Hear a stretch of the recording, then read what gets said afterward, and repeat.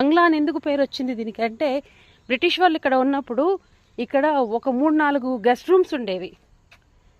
ఎంత రిచ్గా guest rooms design చేయబడి ఉంటాయంటే, మనం ఈరోజు ఇంత అడ్వాన్స్డ్ టెక్నాలజీలో కూడా అంత మనము ఫెసిలిటీస్ పెట్టుకోలేకపోవచ్చు.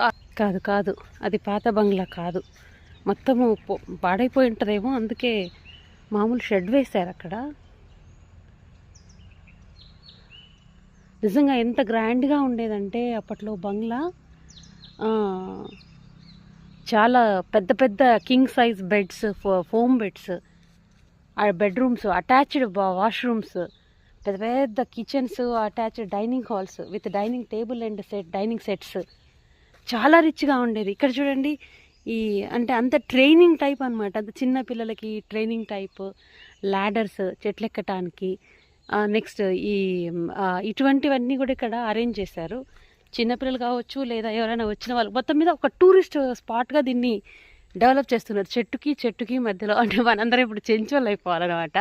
ఈ చెట్టు నుంచి ఆ చెట్టుకి ఇట్లా వెళ్ళొచ్చు అని చెప్పే ఇదంతా రెడీ చేశారు. ఇక్కడ ఒక అరేంజ్మెంట్, ఐ థింక్ టాయిలెట్స్.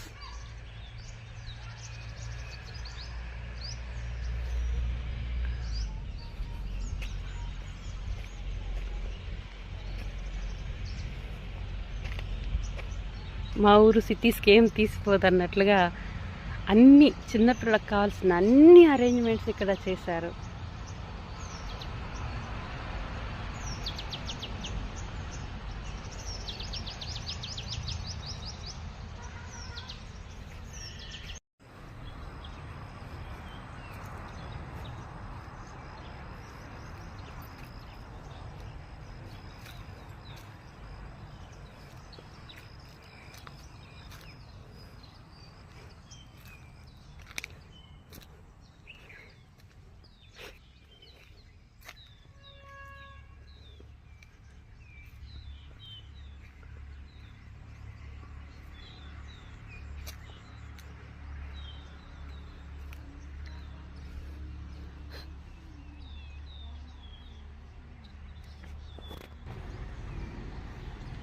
ఈ కలర్ చూడండి ఎంత వెరైటీగా ఉందో.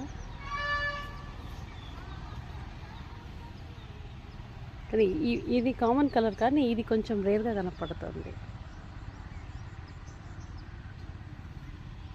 ఇది ఒక కలర్.